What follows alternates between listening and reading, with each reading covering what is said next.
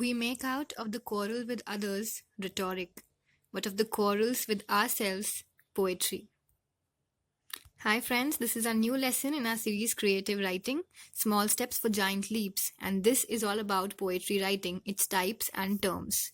This is going to be a very interesting lesson because poetry is my personal favorite, and when I'll be venturing into poetry, I would definitely try my best to make it as concise and as elaborate as possible.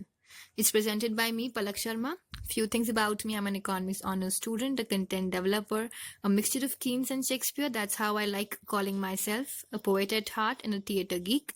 Follow me on Unacademy. Here is my link. For doubt, feedback, queries, feel free to write in the comment section, and do not forget the 3 R's and the S. Rate, review, recommend, and share the lessons. Let the light shine. Now, we've all read poetry somewhere or the other. In schools, we were taught to read poetry, to recite poetry, to understand poetry. But many people do not like poetry from their young years. Maybe it is because the choice of poems in the educational system is not quite nice, or it's maybe unsuitable, or maybe it is because some people hate learning anything. Who knows? For my part, I wrote a lot of prose poetry a year or two ago. It wasn't typical poetry at all. Great poets are literally something different. Great poets like Robert Frost here in the picture, they have something to write about. They do not waste time hunting for rhymes and such stuff. Great poets use pictures in their poems. They make people imagine scenes. They convey the theme of their poems aptly and beautifully, and there's something really special about them. But what makes them special? We don't know that. Then Robert Frost defined poetry beautifully when he said that poetry is when an emotion has found its thought, and the thought has found words. Like when an emotion is getting to know its thoughts, then it's poetry. And when the thought has found its words, then it's poetry again. It's personified poetry. So, I was talking about the special poets. So, the question is, what makes them special? Are they God gifted, or do they learn poetry skill? I guess it is both. Let's look at the latter one, poetry writing skills. To acquire poetry writing skills, one must read and write poetry regularly.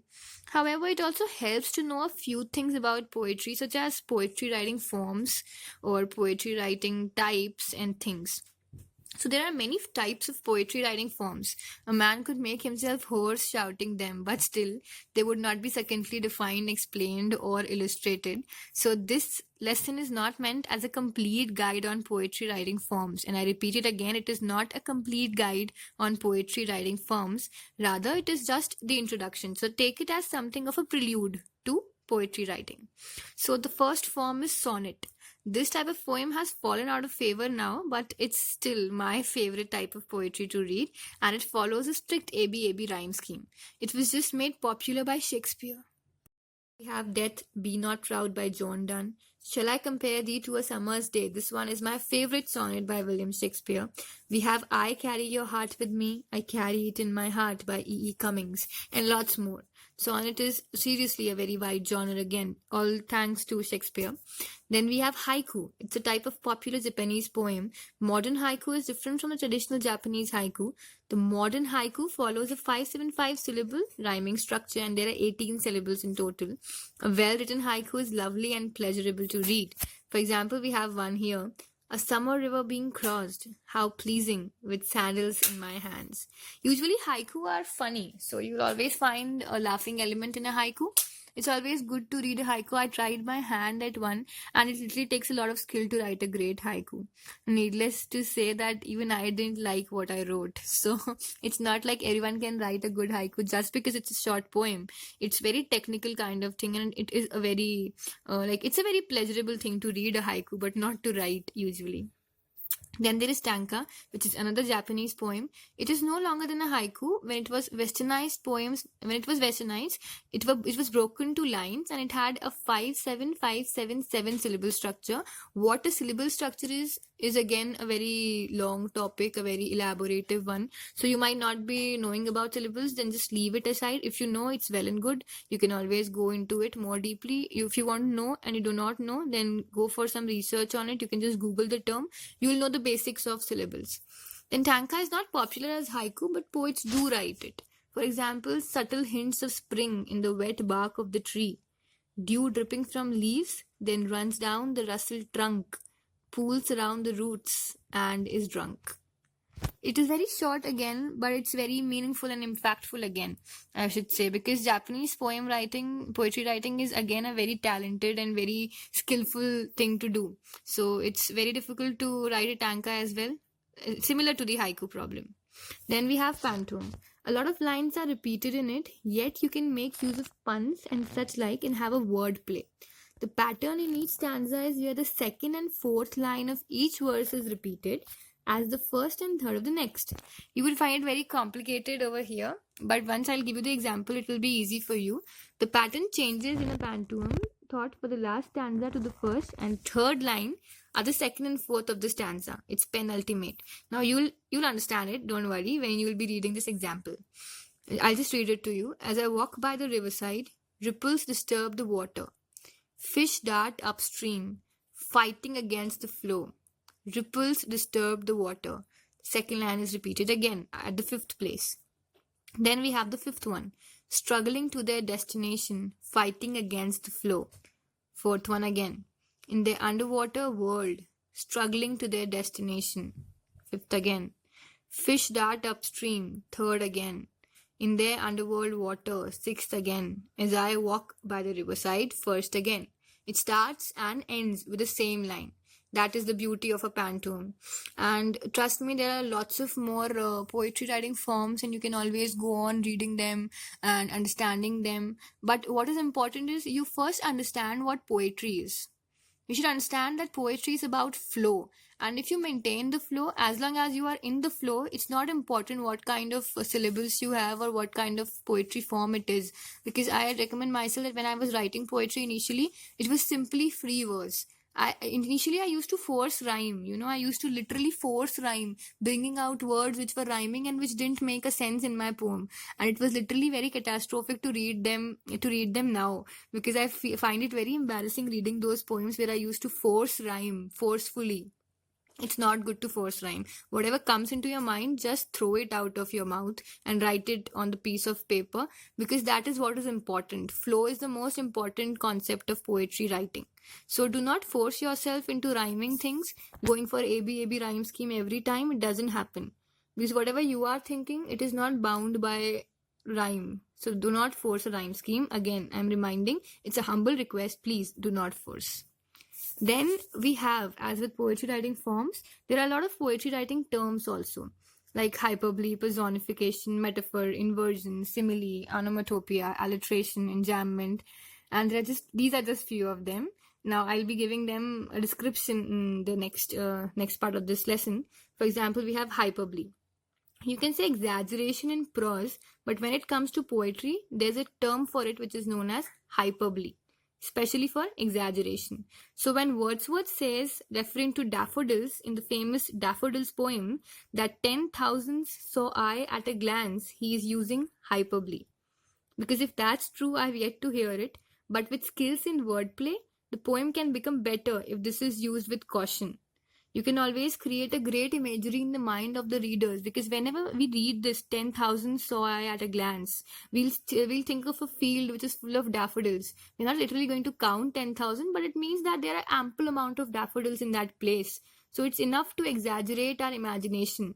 This one sentence is enough to bring us into a world of daffodils. So this is what hyperbole is about, making the reader imaginate things through exaggeration. And exaggeration in poetry is again hyperbole. Then we have personification. This is my again personal favorite, because if you can give a human or a living quality to a non-living being, then you are using this figure of speech named as personification, because you write as if the non-living thing is a person. Okay, so personification is, I just mentioned, it's my favorite poetry writing term. And one more thing, that poetry writing terms are also called figures of speech. So if you hear somewhere saying, some people saying figures of speech, then do not confuse it, because it's almost equivalent to poetry writing terms. Example of personification: the bus shook itself and gave an important horn. So the bus is a non-living thing, it cannot shake itself.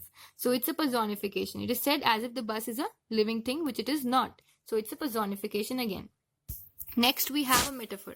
A metaphor is a figure of speech that uses one thing to mean another and makes a comparison between the two. Now, he has a special place in my life. The life is not a bed, or life is not a house in which you have a place for someone. It's just a metaphor to say that he has a special significance in his life or her life. So this is a metaphor. Then again, he said, like, they have another sentence which says he followed in his father's footsteps. So that doesn't mean he literally followed his father's footsteps, that wherever his father leads, he just follows him. It's not literally. It simply means that whatever the way father does, the same way the son does. That's important. The meaning behind it is important rather than the words which are used to express the meaning. Then we have inversion. Poetry often makes use of inverting the sentence structure. This is known as inversion. For example, taking a previous example, I would say the daffodils one, 10,000 saw I at a glance. This is not prose. It is not correct. It's wrong. The correct version would be I saw 10,000 at a glance. But again, this is poetry. You have the poetic license. You can invert things and make them more impactful, more influencing. That is poetry again. Then we have similes. Simile means directly comparing one thing with another. The words like and as are used frequently in a simile.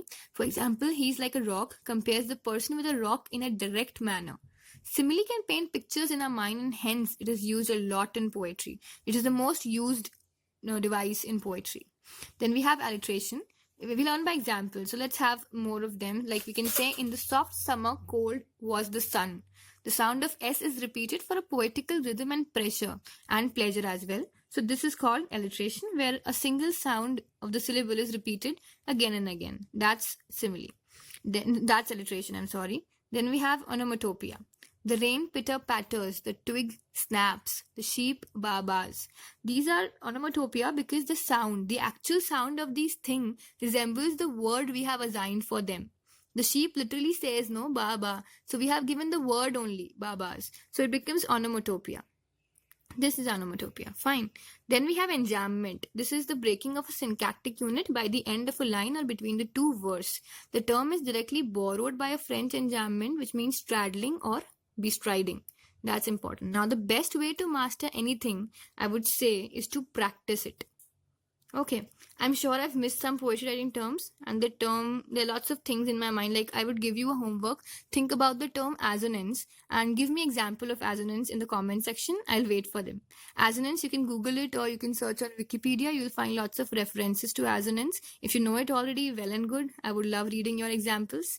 Now, poetry writing skills is something which you can practice and then master. So go, write poetry. Let it be bad, let it be unreadable. Just write. As long as you're writing, that's important. And that's all I'm trying to tell you. But this type of information, which I've already given you, it will be helpful later. So be sure to store it up in your mind for future use. Now it's over to you. Share your experience on poetry writing. And is there anything I missed mentioning in this gigantic lesson? Be sure to share it in the comment section. And thanks. Rate, review, recommend, and share the lessons. Have a nice time.